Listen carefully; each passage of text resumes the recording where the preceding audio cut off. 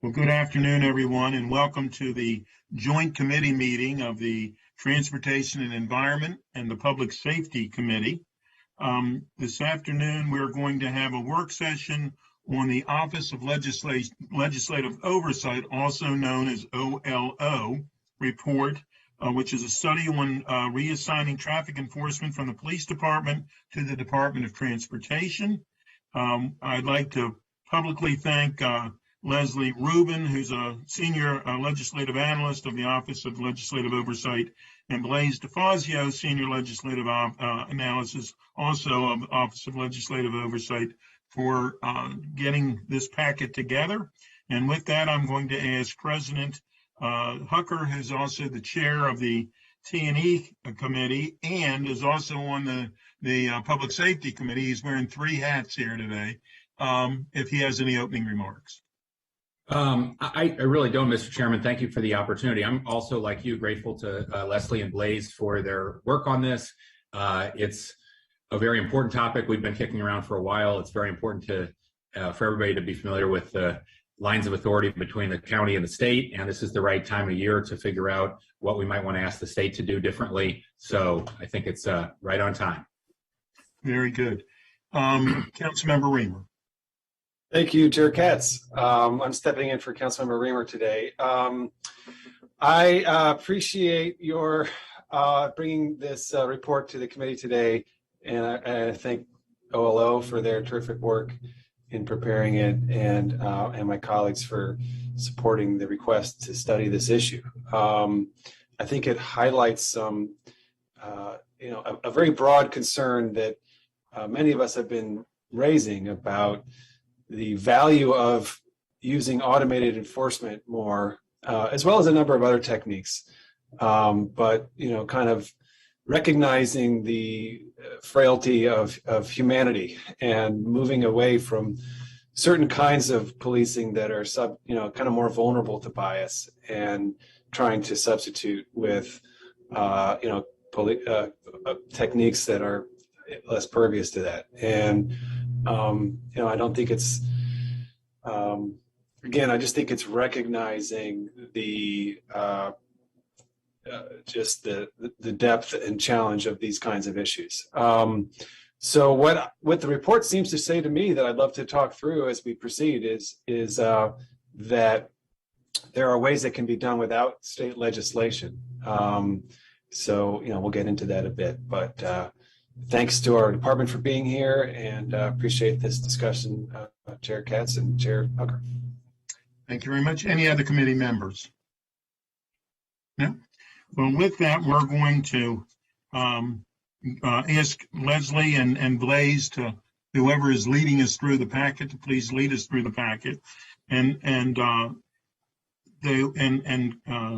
Councilmember Reamer has already touched on this, but one of the concerns, obviously, is that the Maryland law governs traffic enforcement, and there would have to be, in some cases, changes to the state law before we could do anything. So, Ms. Rubin or Mr. DeFazio, if you would, whoever is leading this, please lead us, please. Okay, I'm going to start it off. We're going to give the presentation once Leslie gets up. Okay, she's got it up.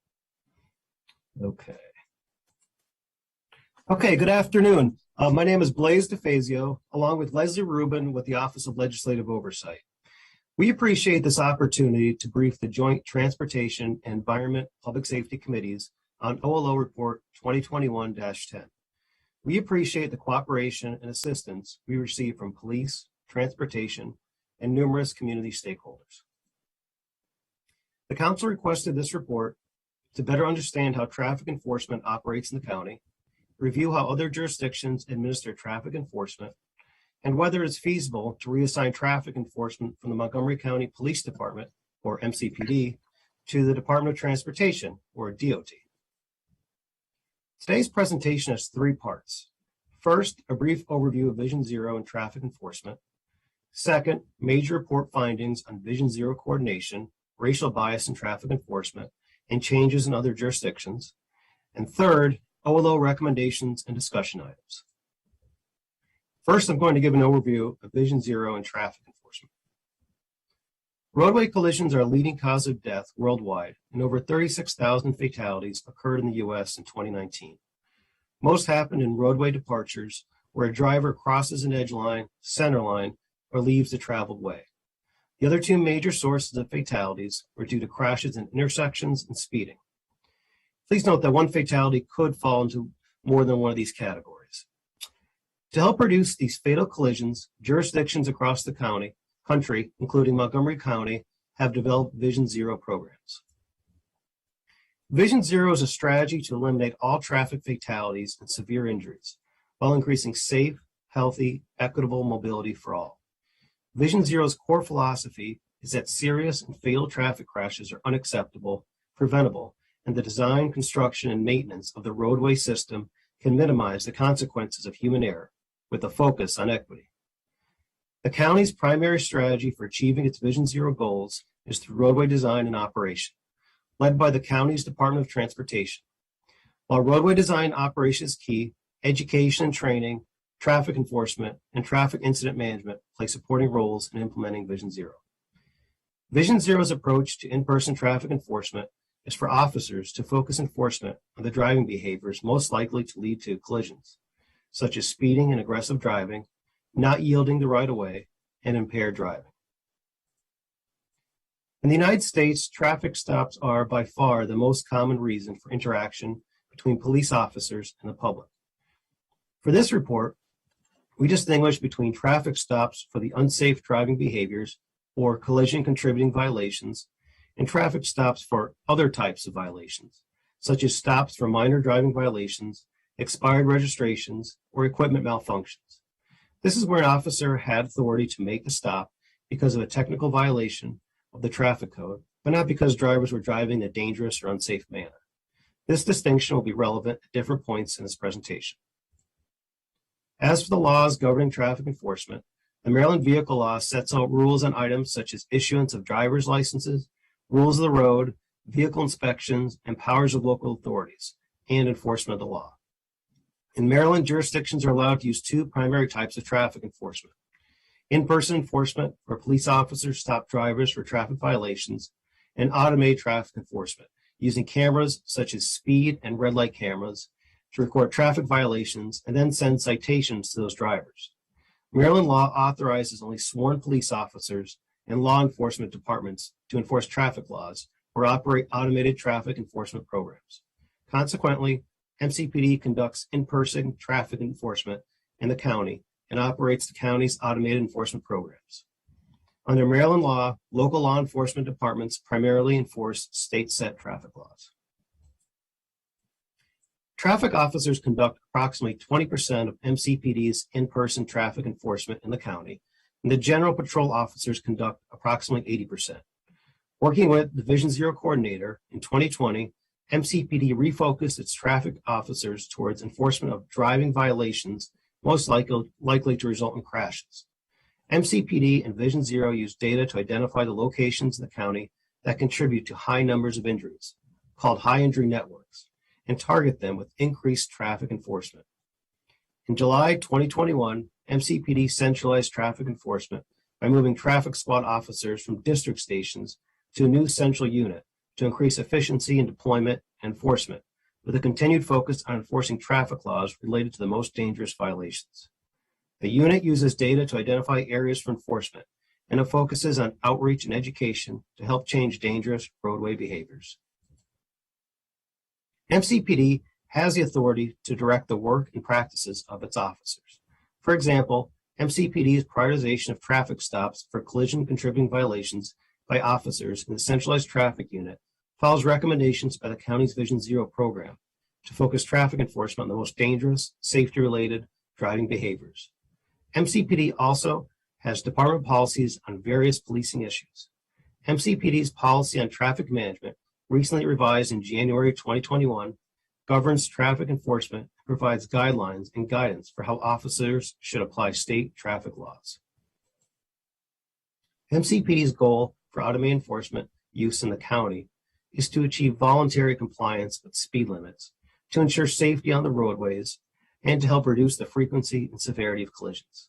The county is permitted by state law to use speed cameras in school zones and in residential zones, to use red light cameras, and to use school bus cameras. Cameras record traffic law violations, and the county issues citations by mail to the owners of vehicles recorded violating the law. Researchers have studied the impacts of automated traffic enforcement measures for decades, and data show that these technologies can prevent crashes, including crashes that result in fatalities and/or serious injuries. Consequently, Montgomery County's use of automated enforcement supports the county's Vision Zero goals.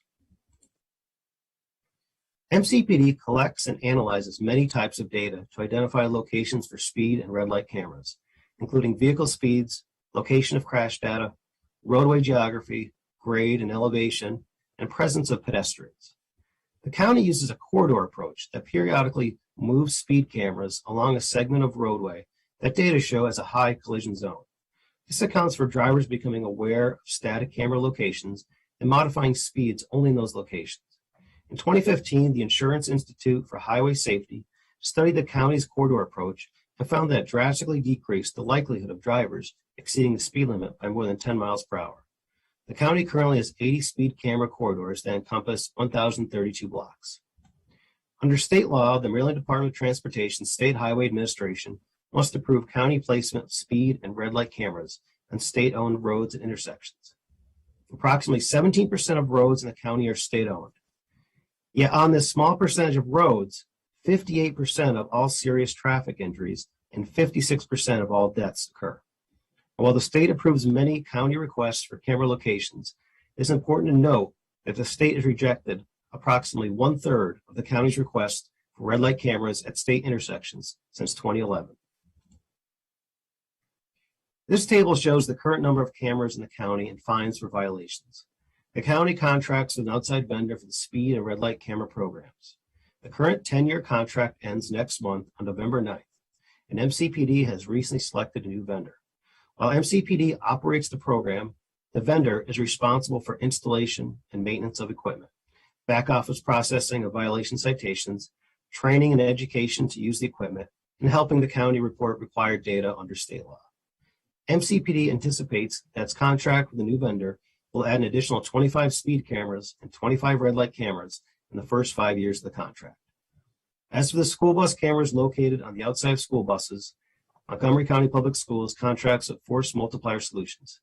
MCPD manages the cameras. I'm now going to turn it over to Leslie, who will discuss the major report findings and the recommendations and discussion items. Thanks, Blaze. As noted before, the council asked OLO to report on reassigning traffic enforcement from MCPD to DOT, including its impact on fairness and bias in traffic enforcement, safety and efficiency, and meeting the county's Vision Zero goals.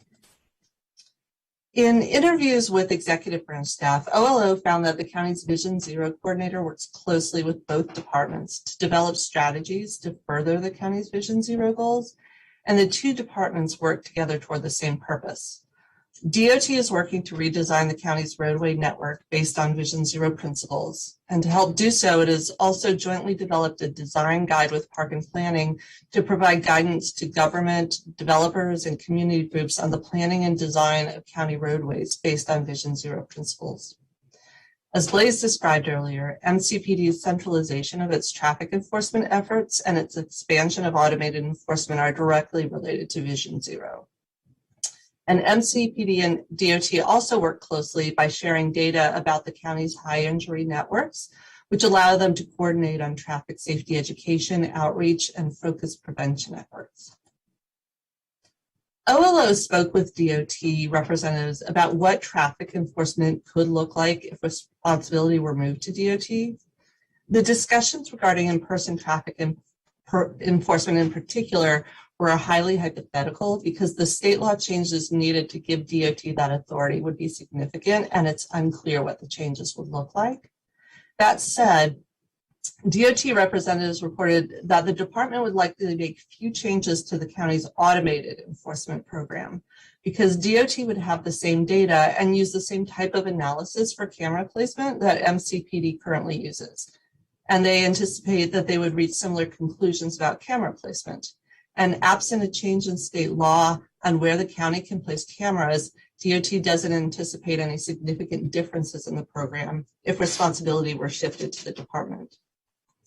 With respect to in-person traffic enforcement, however, DOT representatives report that the department likely would not conduct in-person traffic stops due to safety concerns for its employees. It would look to increase use of automated enforcement, but enforcement of laws that require in-person contact, such as stopping of impaired drivers or cell phone users, would no longer occur. One of the council's stated goals in the context of traffic enforcement is to promote fairness and reduce bias. And to put this in context in the report, OLO included a discussion of national research findings. Social science research on racial disparities in traffic enforcement shows that Black and Latinx drivers are stopped and searched during traffic stops at disproportionately higher rates compared to white drivers. Research studies often distinguish between the two types of traffic stops talked about earlier: stops for driving behaviors that are most likely to lead to crashes, and stops for other traffic violations that are not likely to lead to crashes, including minor driving violations, expired tags, and equipment malfunctions. Research shows that racial disparity in traffic enforcement is seen primarily in traffic stops for these other traffic violations. OLO data analysis in our June 2020 report on local policing data and best practices showed local disparities in police interactions in traffic stops by race and ethnicity. And the report stated, while disparities do not prove biased policing, they signal that unconstitutional policing could be a problem that merits investigation. And OLO reiterates our recommendation to analyze traffic stop data from the county to identify whether racial bias accounts for the disparities seen in the data. And as Blaise said earlier, traffic stops are by far the most common reason for interaction between the police and the public in the US. Research on racial bias in traffic enforcement describes different strategies to reduce racial bias, and the strategies generally focus on ways to reduce the number of traffic stops that occur, including increasing the use of automated enforcement, reducing traffic stops for low-level traffic offenses, and removing enforcement authority from police departments.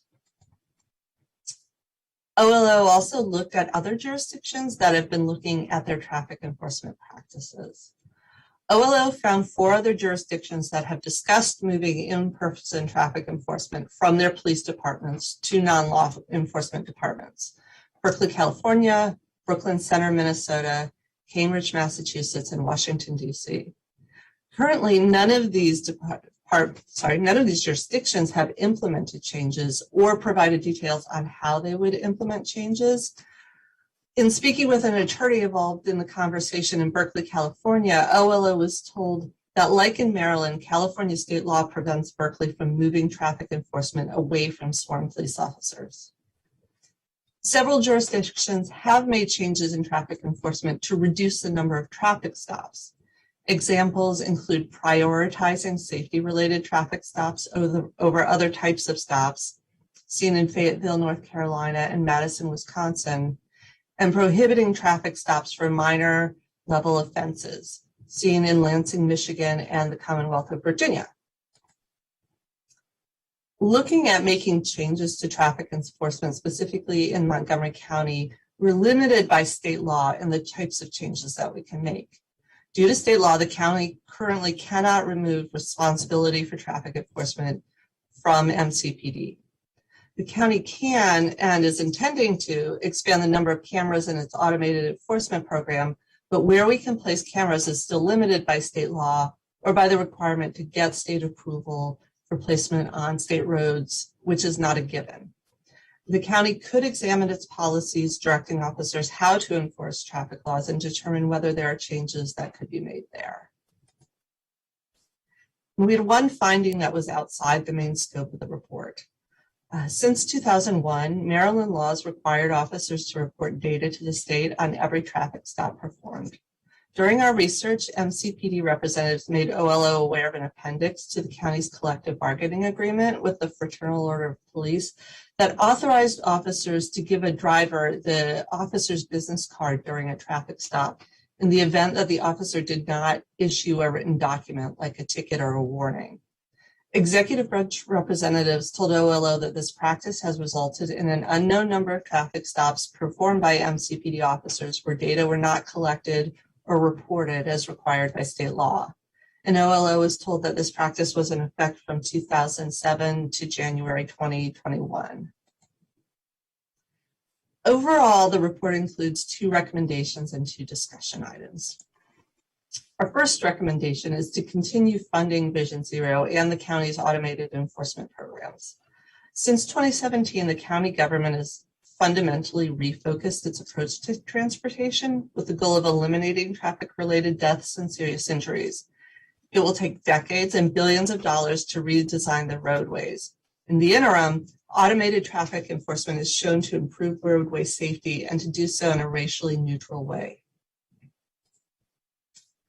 Our second recommendation is to ask the executive to identify and evaluate whether there are changes to the county's traffic enforcement policies that could further the goal of equity in traffic enforcement and be accomplished without changes to state law. Several types of changes to state law could further the county's Vision Zero goals. MCPD, DOT, and the county's Vision Zero coordinator all highlighted limitations in state law on where and when the county can place speed and red light cameras. Changes could help the county expand and strengthen the program. And several types of changes to state law could help work to reduce the number of traffic stops that occur in the county with a very low likelihood of impacting roadway safety. And the council can discuss if it's interested in advocating for such changes. And finally, if the council is interested in moving either in-person or automated traffic enforcement responsibilities from MCPD to DOT, the council should advocate for the necessary changes to state law. And thank you. This concludes our presentation, and we will turn the discussion back to the committee chairs. Thank you very much for that. Vice President Albornoz. Oh, thanks. I didn't realize I was first up in the queue. You are. I realized it, yeah. Why don't, actually, Chairman Hucker, did you have anything you wanted to add? Sure. Thanks, Gabe. Leslie, thanks so much for that summary, and thanks again to you and Blaze. And I meant to mention earlier, I'm also grateful, of course, to Councilmember Reamer for suggesting the study, and to advocates like Christy Daphnis and Dave Helms and others who have urged us to push this whole conversation forward. I'm very glad that it separates the recommendations into the sort of 2 appropriate buckets. I very much agree it would be great to see the county executive and chief come forward with recommendations for what we could do at the county level without any state changes in state law. Regardless of the problems you've identified with data collection, we know what we've been hearing from constituents for years, that there's a pattern of bias in enforcement. The data bore that out, in Silver Spring versus Bethesda, et cetera, and criminalization of civil infractions. So I think it would be great to figure out what we can do at the county level, and look forward to those kind of recommendations. Regarding state law, though, of course, colleagues remember I proposed in 2020 and 21 that the state allow Montgomery County to authorize life-saving distracted driving cameras to catch distracted drivers, which are more common and deadly than even impaired drivers now. Just as we did, and Montgomery County was a leader in adopting red light cameras, speed cameras, and school bus cameras. But then once the council, we brought in some vendors, we talked to a lot of council members and their staff. Once the council got behind it and the county executive, I was very surprised that Captain Didone testified in Annapolis against the expressed position of the county council and the county executive. So that was disappointing, and it disappointed a lot of colleagues and state legislators as well that wanted to see that bill move forward and not be killed that way. So if we were to support that legislation again, I've talked to Senator Smith about it, and others on that committee who I think are ready to move it forward. Can we get an assurance that that the department won't undercut the position of the council?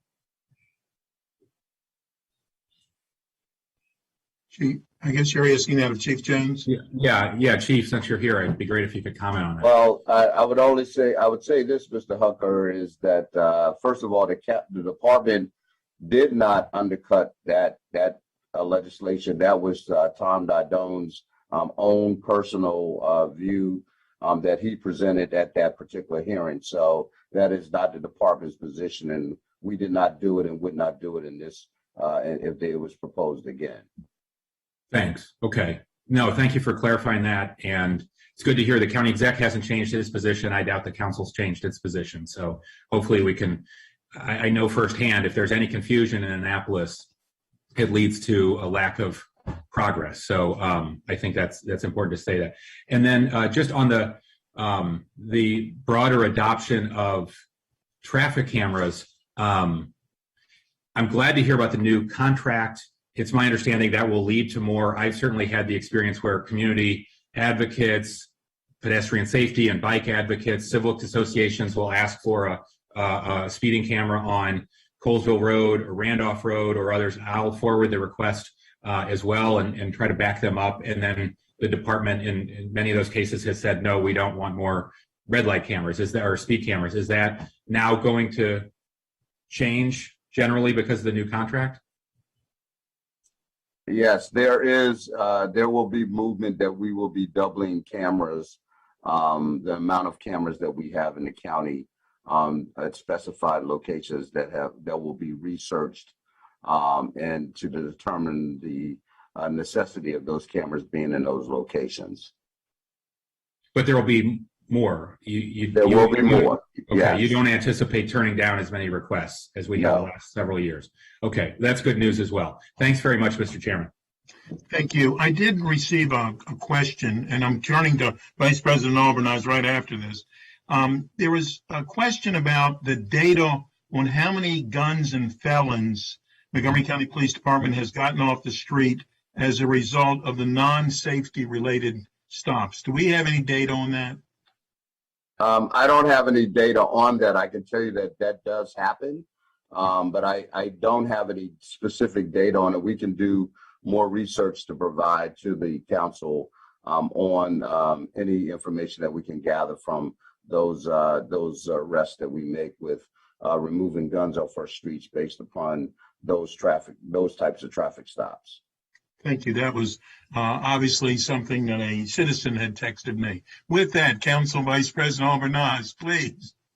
Thanks. Well, as recently as September 15th, there was a traffic stop that led to the confiscation of a number of illegal weapons and guns and a large amount of marijuana with the intent to distribute. And it was done during a routine, highly visible local traffic stop process. And so and there was another case just a couple of weeks before that, also in Montgomery County. And these are just based on releases issued by MCPD. So I do think that information would be valuable because it's a balance on a number of different levels to address the very real and practical issues that we're facing right now.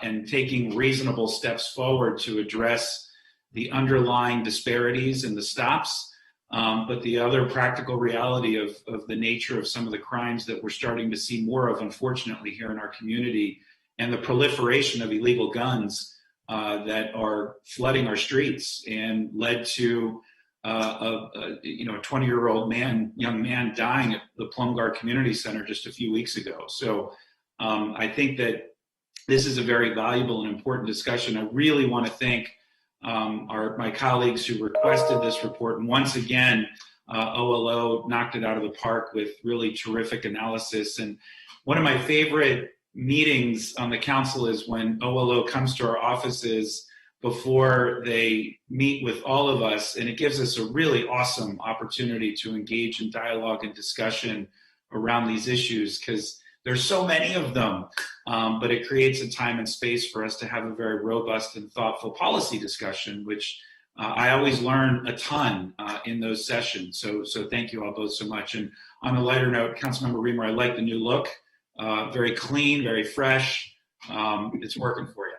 As recently as last night, you had a different look. So I would just say a few things, and just to expand on the council president's comments. Cameras work, and I know people find them annoying. I know they find them frustrating. We certainly get a fair amount of correspondence in opposition to them, but their efficacy, just like the vaccine, frankly, is indisputable. And so I do think that there's an opportunity for us the District of Columbia has gone down this road. Other local jurisdictions have gone down this road. And by virtue of the District of Columbia, as we always talk about, being both a state and a county, because of their political construct, they have much more flexibility in being able to create an environment in which they can move forward common sense steps like red lights and traffic lights to be able to move forward. And so this shouldn't be that complicated. It really just should not be that complicated. And this has to be among the higher priorities every legislative session for us to be able to enact and identifying the local roads and the crossways, which are numerous, that need and deserve the additional attention. I live here in Kensington. There have been multiple accidents up and down Connecticut Avenue, and as recently as just a little over a year ago, right in the intersection of Saul and Connecticut, one of my neighbors came within an inch of losing his life and has been in rehab for 9 months because of a red light runner. And so I think there's an opportunity for us to be more aggressive in our partnership and alliance. And I give a lot of credit to our delegation. I'm having coffee with my good friend, Delegate Al Carr, next Friday. He has been bullish on ensuring the enhanced enforcement of local traffic provisions, as have all of his colleagues in District 18 and other districts as well. But that's something that clearly we're going to focus on. And so, Chief, if we could get, and we probably have this in Vision Zero already, but the prioritization of those areas, and frankly, we just need to shed light on how many requests we've made for certain intersections that for whatever reason have fallen on deaf ears and have not been able to move forward. We should prioritize those. We need a communications blitz to educate our constituents and public that, where the holdup is, what needs to happen, so that we apply collective pressure all the way around to be able to move these projects forward, which I think is going to be important. The other issue also is, and I was thinking more about this, and this was, again, on the philosophical front, but, disproportionately our working class families who have vehicles who may have an issue with them, a light out, and so if there's a way that we can help on the front end to address vehicular issues and be supportive of families to prevent the stops from happening in the first place, I think that it's worth exploring. I don't know exactly what that would look like, but I think the ability for us to ensure that cars are in good working condition and thus safer benefits the entire community. And I haven't heard of a project or an initiative like that, but I think there'd be value in us about thinking of creative solutions to these issues. And I am in favor of us looking more collectively down the road. I know, as the council president mentioned, there's been legislation in the past that has been, looked at.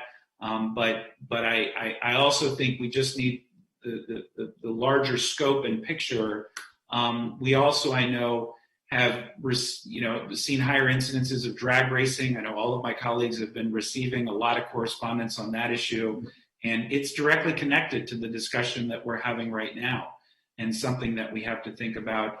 And impaired driving, drunk driving, and driving under the influence of drugs like marijuana, which is illegal, is something that we also have to bear in mind, and are seeing more evidence of those issues rising forward. So it's a complicated issue. It really is. Beyond just the policy of where the state stops and the county ends, we have to think holistically across the board about how to address some of these complex issues.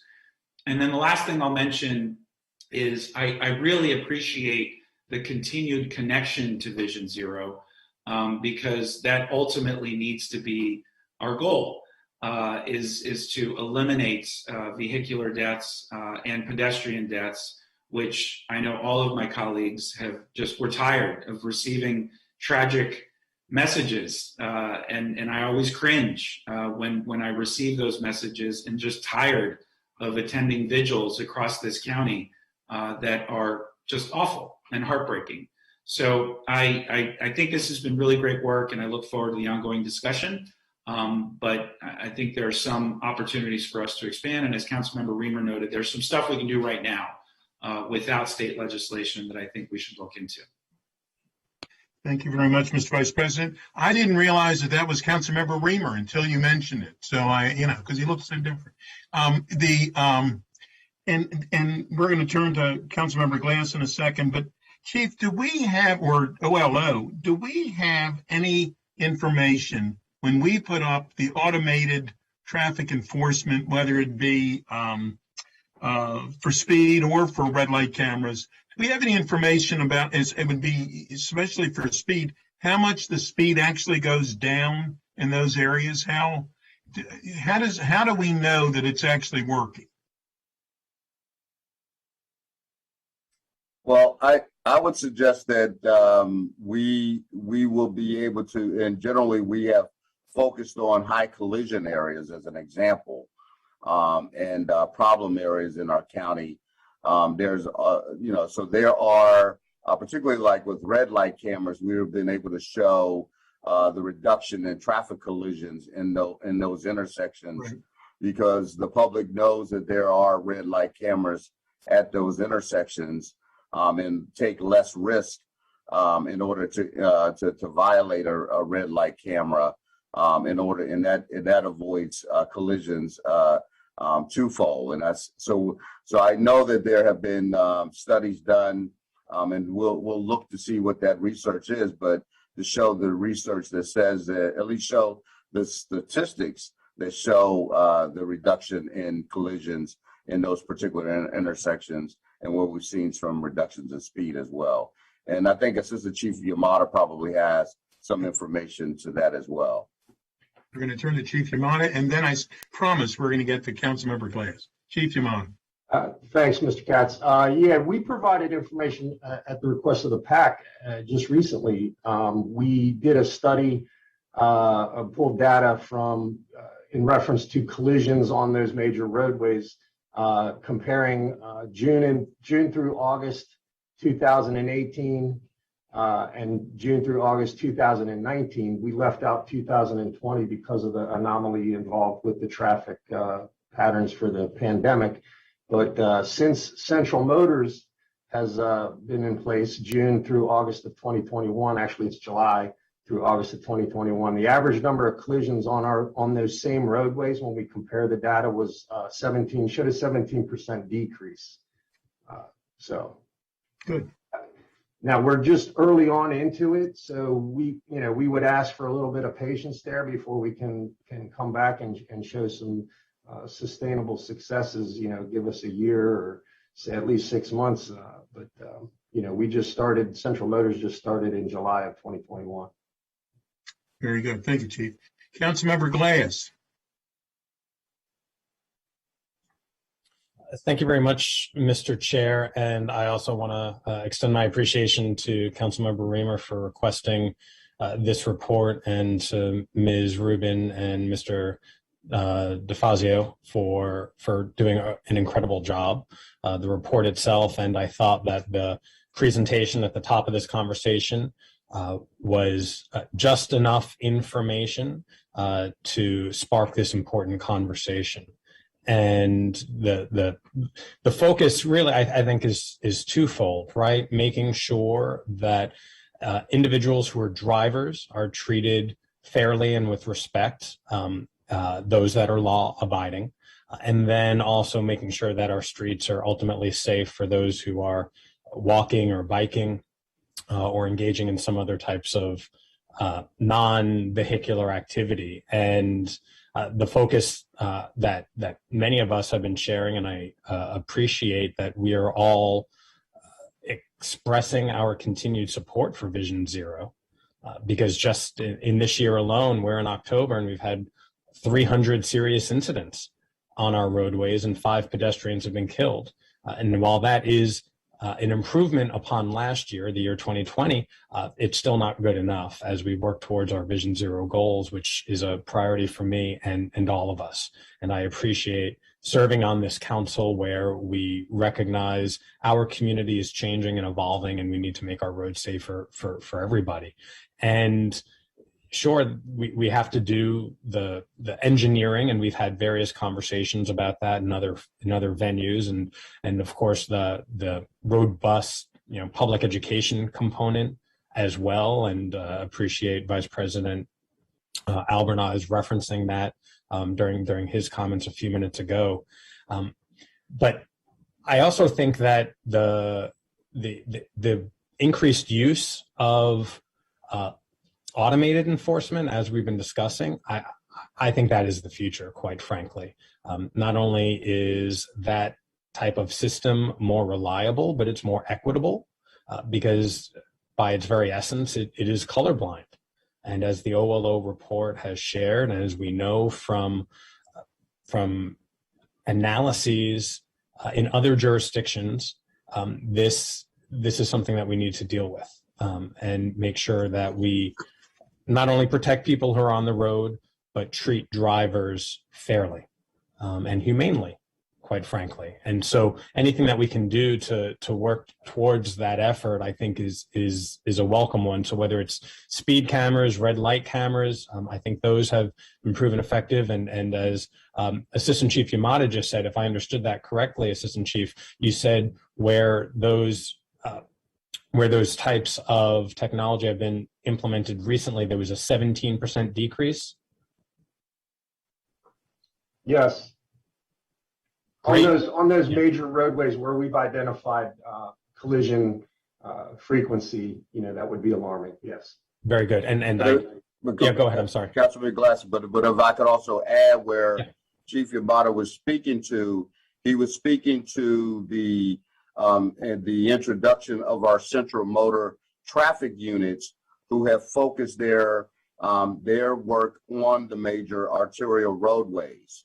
And they have been, it is not because new cameras have been put on those roadways, it's because we put actual officers on those roadways to focus on reduction of speeds and collisions in those areas.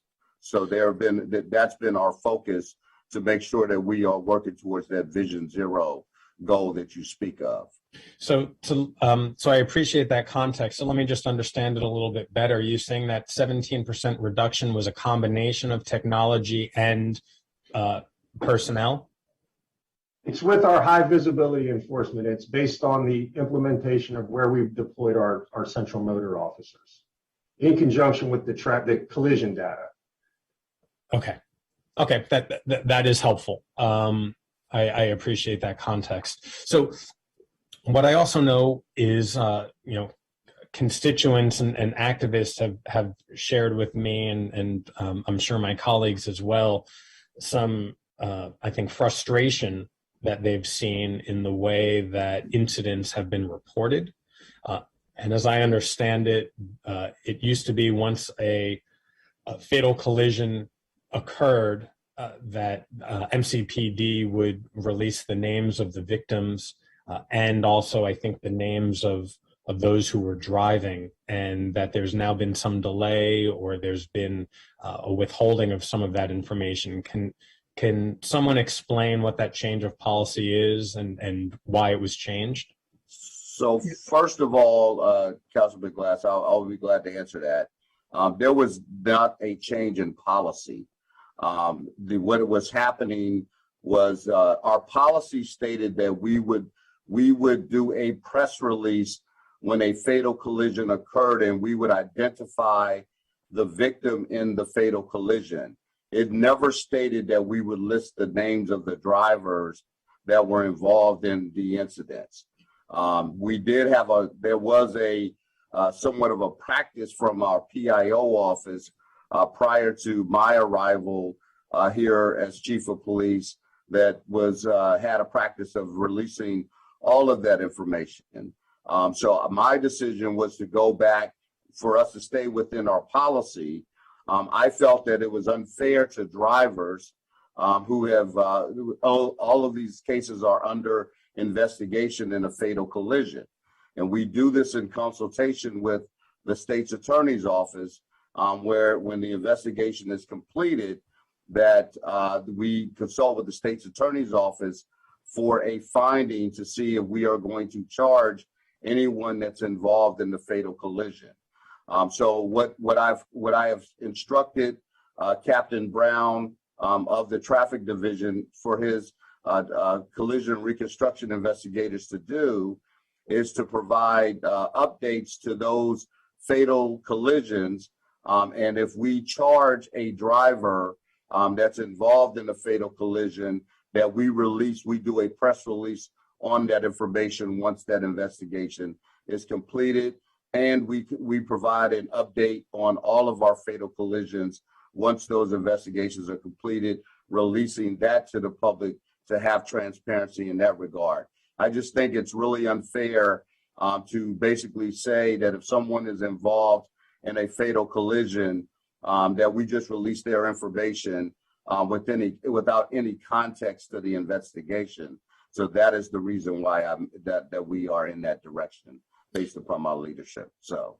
And I appreciate that explanation, absolutely. And I'm not sure that it has been articulated, at least publicly or in that manner. So thank you, Chief, for explaining it. And I understand that reason. Can I interrupt 1 second, Councilmember? Yeah. Wade Holland had his hand up. I don't know whether he's still wanted to. I see Mr. Holland there. I also saw Chief Yamada had his hand up. But Mr. Holland is the Vision Zero coordinator. Appreciate you joining us. Yeah. Oh, sorry about that. Actually, this was on the previous topic about the speed reduction on speed cameras. So I did a quick pull up our research that was done for the IIHS study. So that was done 7.5 years after the camera program began. Speed cameras are general drops average speeds by 10%, and it's about a 62% reduction in the vehicles traveling 10 miles an hour or more than the speed camera. So that's the some of the information you had on that. Good. Awesome. Thank you for sharing that. And thank you for all your work as well, Mr. Holland. Assistant Chief Yamada, did you want to weigh in on? Yeah, I would just offer to Mr. Katz and the rest of the committee here. We recently responded, Chief Jones recently responded to the Action Committee for Transit, a request regarding the release of the names, and I can provide Mr. Katz the response that was given, and he can share it with the members. Fantastic. And we can also share this clip because I think Chief Jones did a very good job of explaining the rationale. So thank you both for that. I know there's other details, and I know that Councilmember Reamer, as the individual who requested this report, has some ideas, and so I want to definitely give him time to vet this out a little bit more. But I want to end on a story that I haven't shared publicly at all. And a few months ago, I was driving to the council office building on 495, and I was pulled over by a state trooper. And I understand we're not talking about state troopers here in Maryland State Police, but it is important in context of this conversation. And so I was pulled over, and I pulled over my 2010 Honda Fit. That, for anyone who knows it, it looks like a 2010 Honda Fit that has done a pretty good job of parallel parking over the years and is a little beat up. And the officer came over and asked me for my license and registration, and I dutifully gave it to him. And I said, "Officer, can you explain to me why you've pulled me over?" And he said that one of my front lights was not on. And this was at 10 o'clock in the morning. And then he asked if I could turn my front lights on. And I said, "Officer, they weren't on.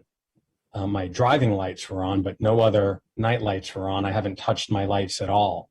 And he again asked me to turn my lights on. And I said, "They were never on. I don't understand what you're asking of me." And he went and looked in the front and then came back and looked at me. and then gave me back my driver's license and registration. And then I got to the council office building, and when I parked, I walked around and looked at my lights, and the daylights were on. Nothing was wrong. And I'm not quite sure what happened in that situation. I know that, as I understand it, the Supreme Court has ruled that officers don't necessarily need to provide an explanation to why they pull somebody over. But was it the 2010 Honda Fit that I was driving that might not be something that someone in my position typically drives? I don't know. But what I do know is that I asked some questions and knew what I was entitled to do or not do. And I understand that who I am, the color of my skin, or the manner in which I spoke with him might have changed the dynamics there. And I think that as we continue trying to figure out how everybody can be safe on the road, from Vision Zero to protecting individual civil liberties, and just their constitutional rights, I think going to some more automated mechanisms would be helpful, because those systems are colorblind. Recognizing also the important role that law enforcement plays in keeping everybody safe. And as Vice President Albornoz had mentioned, there are certainly situations where police officers, it's warranted, their intervention. But it was unsettling to me to have that experience at this point just a few months ago. And so I just share that for the public consumption because people get pulled over. I got pulled over, and I'm not quite sure why. And so we just have to be mindful of this and make sure that everybody, again, feels safe when they're on the road. And there's a lot of different ways that we can maintain individual safety. So thank you. And Mr. Chair, I yield back to you. Thank you. Councilmember Reamer. Thank you. Well, building on comments from my colleagues, particularly Councilmember Albornoz, who observed DC's different approach, I think it's really important, and thank you, Councilmember Glass, for sharing that, reflection in that story. I think driving culture in DC has changed a lot. I know that when I go to DC, well, actually driving in DC with their higher level of automated enforcement helped me become a better driver. I was even more careful that I wasn't going to go through a light or, turn right against a light. And it helped me just build better habits, actually. A long time ago when I used to drive more in DC than I do, have for years. But I just generally think that we could do more, and we shouldn't be as reserved as we've been. And this county was the research fodder for a national study about automated enforcement that concluded that they save lives and they prevent crashes.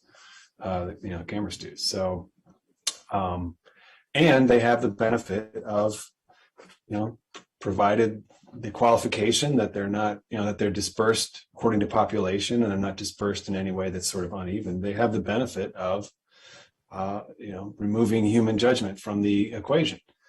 And that can be very helpful. I wanted to ask about the untracked stops. So I thought that the part of this report that identified that there's been probably thousands of stops that have not been tracked, was shocking, actually. And in the report, it found that stops that are not for more serious traffic issues are where there's more bias in the stops, or there's more disparate stops. That stops that are focused on dangerous driving tend to show that, that there's a proportionality. Basically, dangerous driving is spread evenly across the population. but traffic stops for more minor offenses are not distributed evenly across the population. So dangerous driving traffic stops are spread proportionally.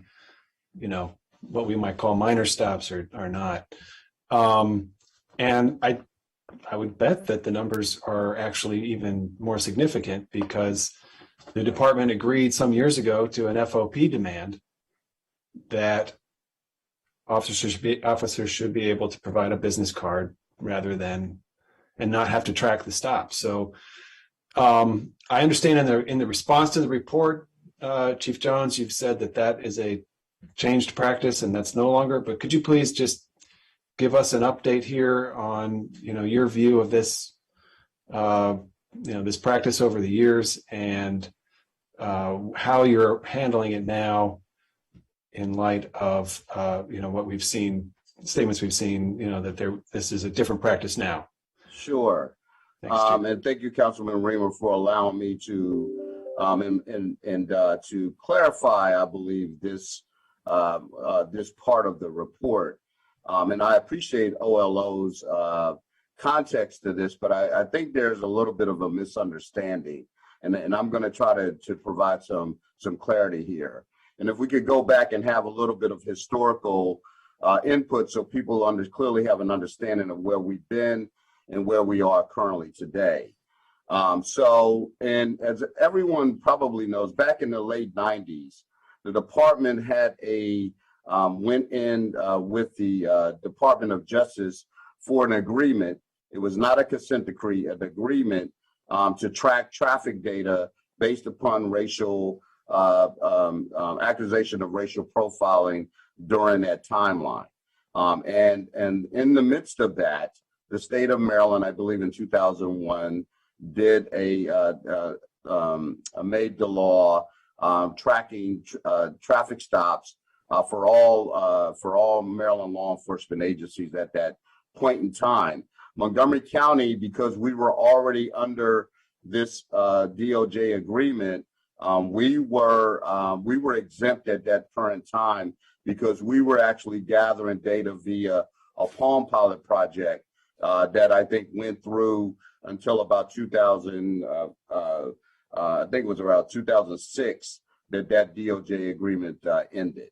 In 2007, that's when the Montgomery County Police, with the Department of Justice, I'm sorry, not the Department of Justice, with the FOP, came with this agreement where we would track, have the officers tracking, making sure they were documenting all traffic stops, and that included both written warnings as well as verbal warnings. So when we said all traffic stops, that's what it meant. No traffic stop was not to be discarded under that particular policy.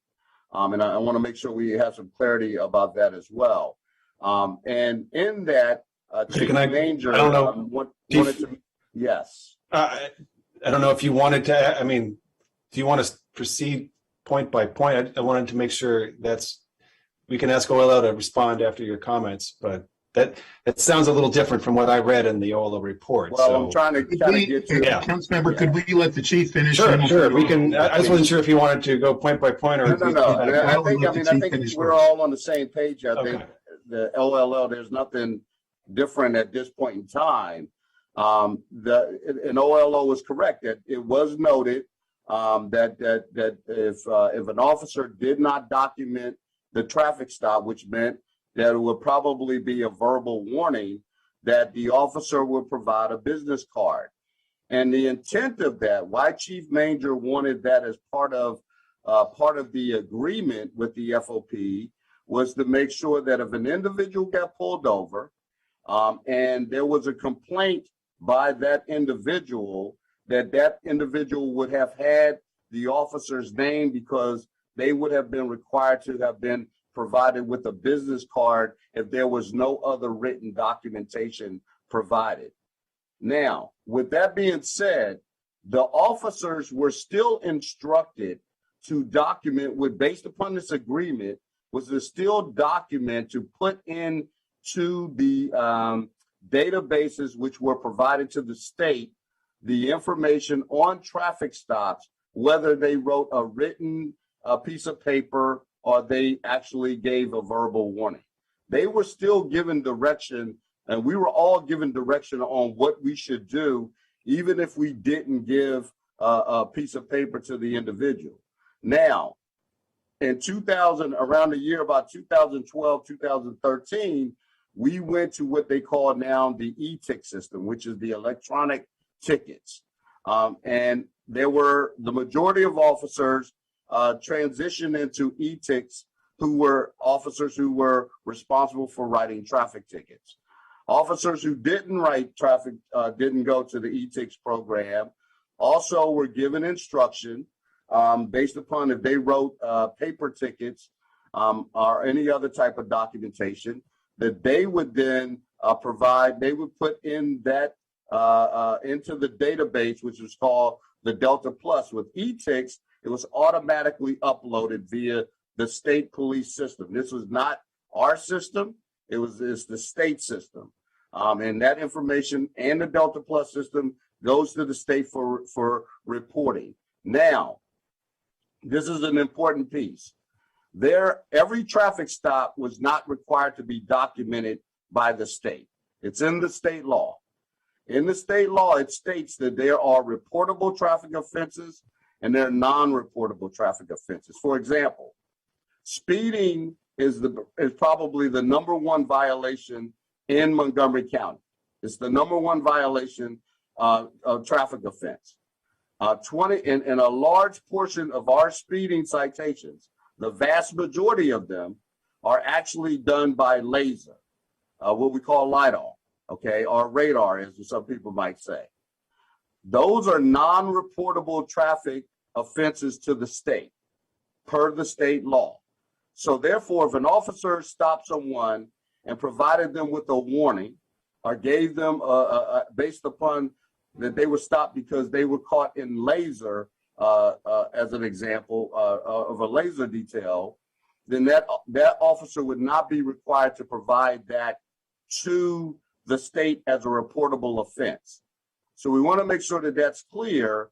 Now, again, the officers were provided with the instruction to make sure that they documented this information by putting it into the database.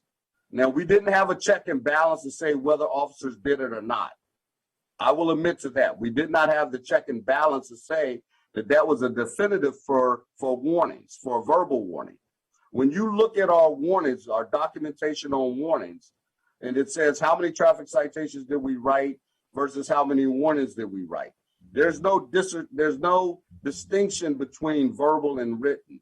All warnings are categorized the same way.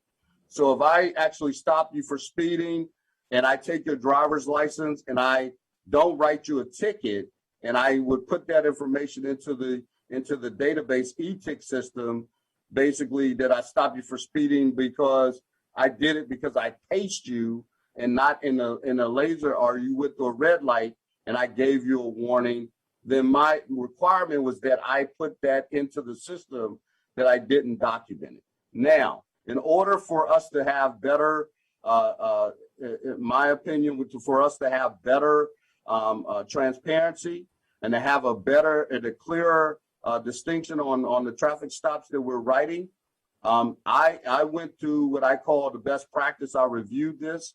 Earlier this year in January, I made a new policy that required that all traffic stops will be documented. There are no longer permissible verbal warnings.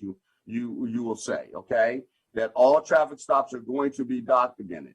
And so I want to make sure that we're clear on that from that perspective. And that's really where we are when OLO, when they stated that there's a large portion of traffic stops that may not have been reported. I would disagree about the large number because we don't know how many verbal warnings, for example. When we looked at the numbers, for example, of citations written in any given year, for example, I'll take 2019 as an example. 2019, we wrote 68,700 624 citations. On the warning side, we wrote 112,659 citations. So incredibly, we wrote more warnings than we wrote traffic citations from our officers to the individuals who received them. And so we want to make sure that that's clarified from that perspective, that, you know, as people might say that we are more, you know, that we write more traffic citations, that is not true. Each year, our warnings outnumber the number of traffic citations that we actually write, which to me shows officers who have compassion in dealing with our citizens in that regard, that they give them some discretion, and there is an educational piece behind, a lot of times behind citations, for example. And, you know, as we talk about cameras, I think it's a great discussion because it does say, yes, I'm a supporter of cameras, that I think it does bring into a unique, and it gives us greater opportunity to have better safety in the county. But the one thing a camera doesn't have, it doesn't have discretion. And I think this is the one thing that's unique about police officers, and this shows in our statistics, that we have discretion. And we have the discretion to provide a citation and to also provide a warning. If I stop a young 16-year-old, I could tell you back in, you know, the days when I actually did traffic stops, I could tell you if I stopped a young 16-year-old who committed a traffic violation, it was a great opportunity not to write a traffic ticket, but to educate that young driver. And I think a lot of our officers feel the same way. It does give us the opportunity to provide some education, to give a warning, to slow down, to make sure that they are understanding the driving and the consequences if they were to receive a citation. But if you are going through a speed camera, it doesn't necessarily give that discretion, because it is either you did it or you didn't. And you're going to get a citation as a result thereof. Thank you for that response. I really appreciate it. I mean, I'd be interested in how you respond to the research that shows that traffic stops for minor offenses, I think the kind where officers provide discretion or use discretion probably more often, also show a disproportionality to the demographics of the community. And I think what is particularly interesting is that traffic stops for actual dangerous driving don't, you know, that police officers see dangerous driving and they take action. And the way it works out is it seems to be proportional.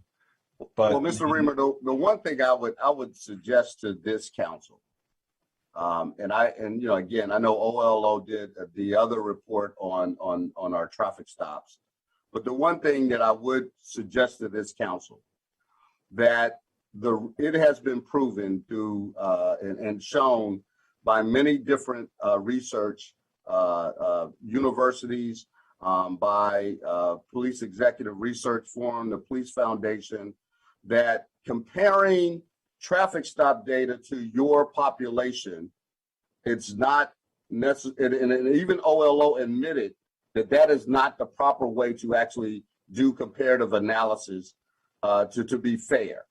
So, and my point is this: for example, we know that there is a large population that drive in and through Montgomery County every day who are not from Montgomery County.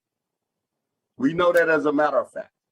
But there's no analysis on those drivers that drive through our county, and we didn't gauge those individuals who drive through our county and into Montgomery County and when the data came out, it didn't say whether this individual was a Montgomery County resident or they weren't a Montgomery County resident. So I would suggest to be fair to really, when we do this type of analysis, that the analysis should be done in a way that it does compare to the driving population of Montgomery County and not necessarily the census population of Montgomery County, because That is the improper way in order to do the analysis. Okay. Because we really have to understand who is driving in Montgomery County versus, and then we can have that conversation, because I say this often.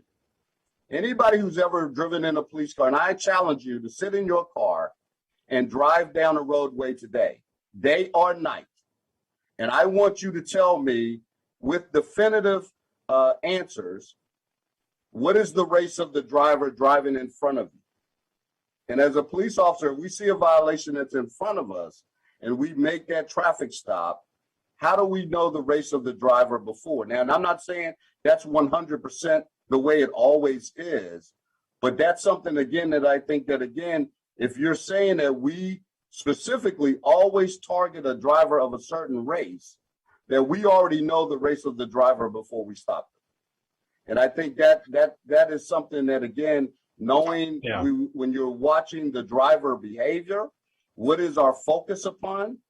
That is what we really want to know, is what is the focus of our police officers to the types of violations? Why are we stopping these individuals? What's the legitimacy of the traffic stop, of the reason why we're stopping that person in the first place?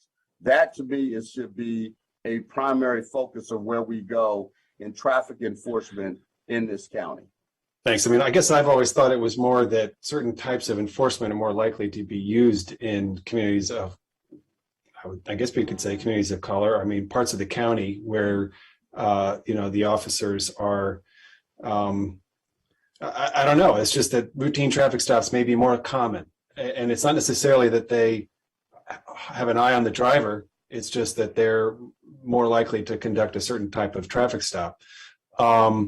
But I'm not speaking from expertise here, but I would like to see the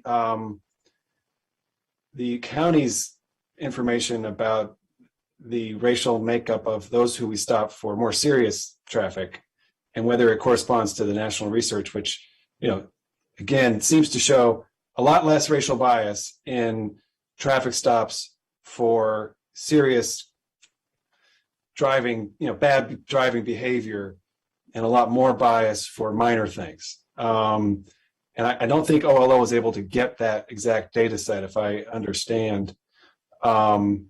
I don't know if it's possible to, but I just think it's really intriguing, because I think it shows that, it shows a lot of things. But thank you for that response, Chief. So you've addressed this issue. You now are requiring all stops to be recorded. Is that right, Chief? Can you just help us accurately understand what your new policy is again? Yes, all traffic stops are to be documented. That's our new policy. So even if it's the warning, even if it's the card, then the officer has to. Even if your intention is to give a warning, or the end result is a warning, it will be provided a written document, piece of paper, that will be provided with the warning, not just a verbal warning. Assistant Chief Yamada, did you have an addition here? Yes, Councilmember Reamer, thanks.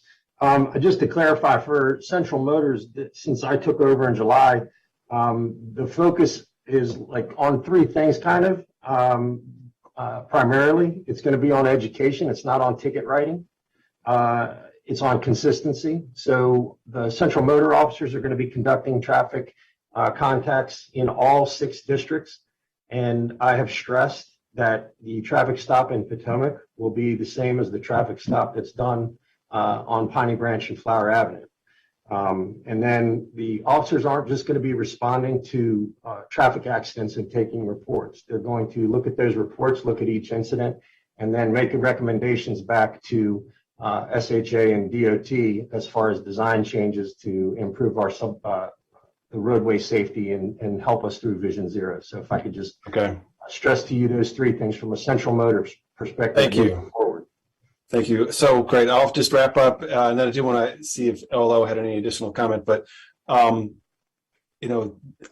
think there are ways that we could, at least as an interim step, have DOT providing more input and more support to the decision-making process for automated enforcement.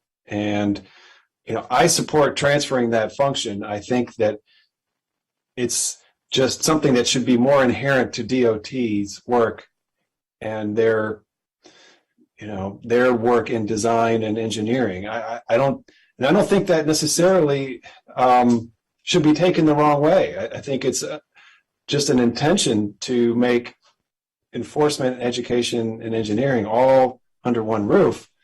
And of course, yes, a lot of us think that we would get more, we just get a better utilization of the tool, but more partnership with MCDOT, can get us more implementation of the tool as well.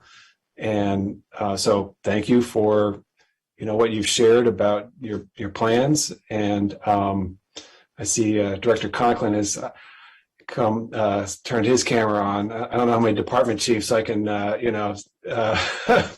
interact with today. So I would like to see us devising some new models that, again, just have DOT as a bit more of an assertive role here. We do hear about a lot of requests that aren't approved, and just kind of slow pace there. So, Director Conklin, and then I'd like to ask OLO. Let me follow, Chair. please, Councilmember. Okay. Well, Ms. Rubin did have her hand up first, and then we'll go to Director Conklin. all right. Thanks. I just wanted to try to address a couple of things. Just one thing to clarify, in the report, we said that there were an unknown number of traffic stops having to do with the data collection issue.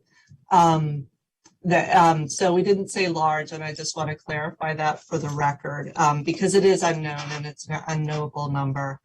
And then subsequent to the report being released, Blaze and I have had some conversations in the last week or so with executive branch officials where they've talked about more research that they've done into the issue and what was going on. And I can confirm what Chief Jones was saying about how even if there were stops, a lot of times the data was still reported to the state. And in subsequent discussions we got some more information about how that happens. And we were told that the executive branch is looking into the magnitude of it, like how many reports are there to the state compared to the number of written citations or written warnings. And from what we were told, the number of reports to the state of stops was significantly higher than the number of warnings and citations, which suggests what Chief Jones, I think, was saying is that, a lot of officers, they were reporting their stops even if they weren't giving out a written document. But I just wanted to, and then the last piece I wanted to say was in respect to OLO's report in 2020 on police data, the initial data that we collected in that report did look at the number of stops that were made and compare it to the demographics of the populations in the county. The reports that we cite in the study that talk about racial disparity, they go additional steps in doing additional analysis that just, frankly, it's not analysis that OLO can do. These are PhD social science researchers.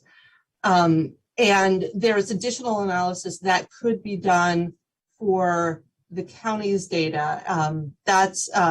We did make the point during our presentation that we still support doing additional research on the county data to look at whether the disparities that are seen in the numbers, are they because of racial bias?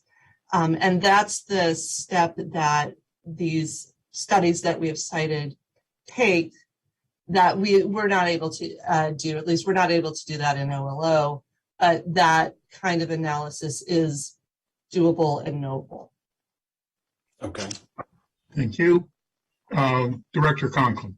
My comments are very brief. I wanted to give due credit to the police department for their willingness to share information with us to help diagnose issues around serious and fatal collisions that they come across, there has been a dramatic improvement in the information sharing over the last 2 years. And Councilmember Reamer, you and I had a conversation probably 18 months ago about the value of engaging this type of information into the engineering analysis and resolution of what might be inherent defects in the infrastructure causing speeding that results in these types of collisions. And I would say under Wade Holland's stewardship of the Vision Zero program, getting more data feeds into this analysis and more support for that has been a focus of his group. There's a monthly meeting involving police, DOT, and the other partner agencies to make sure that we're all taking advantage of each other's efforts to advance these programs. That doesn't address the logjam and resistance of other agencies to deploy these video or photo enforcement techniques, but it does help us work on the broader issue of knowing where the safety problems are and responding either through increased visible enforcement by police department or changes to regulation or layout of facilities by us. So that work does happen independent of where the programs are housed. I just wanted to assure you of that. And it's getting better. Okay, thanks. Thank you. Vice President Albornoz. Thank you. I just want to go back to something that Assistant Chief Yamada said, because it directly connects to the experience that Councilmember Glass had. Obviously, the disproportionate stops are important and relevant, and we want to minimize those disproportionate stops, and using automation will make a big difference. Chief Jones brought up a good point that, when you're behind a car, you don't always see who's inside. And so I think that equally as important is something that Assistant Chief Yamada mentioned, which is the interaction that occurs once a stop is made. The respect that has to be incurred on all sides is really important. And I think having there be, a script is not the right word, but having there be some level of commonality and I keep referring to it, I'm going to keep referring to it. I apologize to my colleagues. In my ride along a few months ago, there was an incident in which the officer I was with, because any officer can stop anybody in the county for a traffic-related violation, which I think is appropriate, because in this situation, we were behind a car and a young woman aggressively, and I mean aggressively, ran a red light. She was 2 cars behind in a left-hand turn signal that was red and went around the 2 cars and crossed an intersection. I mean, it was egregious. And so the officer stopped. The officer introduced himself. Said, "Hello, I'm Captain," and I'm not going to give his name, but I'm Captain so-and-so. Do you know why I stopped you, ma'am? And a very reasonable conversation ensued. Turns out she was late to class at Montgomery College, and she didn't have any prior issues, and so he did lead her off with the warning. She was Latina, and he was Caucasian, and I think it just provided what should happen when these stops occur. And so I guess my that's a comment, but I guess my question is, moving forward, is there an opportunity, or Assistant Chief Yamada or Chief Jones, how are we going to track to be able to back up, which I believe we are going to credibly try and carry out, which is that a stop in Potomac is the same as a stop anywhere else in the county, regardless of what kind of car you drive, regardless of your race or ethnicity or gender or anything. How are we going to track that in terms of checking to make sure that is in fact the case? So I'll just start, and Chief Jones, I'll let you chime in anytime. But I don't know that the satisfaction can be quantified or captured somehow, or I'm not really sure. But I can tell you this: since July, I think the Central Motors team has initiated over, let's just say, and I don't know the exact number, I did a couple weeks ago, but let's just say it's around 3,500 traffic contacts since July 1st. And I have received 0, see, now you're going to jinx me, but I've received 0 complaints from our community members regarding stops involving the Central Motor team. I can infer from that we're doing a pretty good job of, one, taking care of like you just described, I took into account like an 8-step traffic stop. Introduce yourself, explain why you've stopped them, allow them to give you some response back as to why they were doing whatever it is they were doing. Hey, I was late to class, like you explained. And then making a determination on a, traffic citation or warning, and then a departure there. But yeah, I'm not sure it can be captured like you're describing, but I can tell you from a complaint standpoint, I'm sitting at 0. Mm-hmm. Okay. We can look at how to capture that. We, of course, will know where our primary focus is in these, with these high visibility enforcement efforts that we have put forth. But I will say this, Councilman Albornoz, is the fact that we have even in our policy, we basically have a script that we want to make sure our officers follow.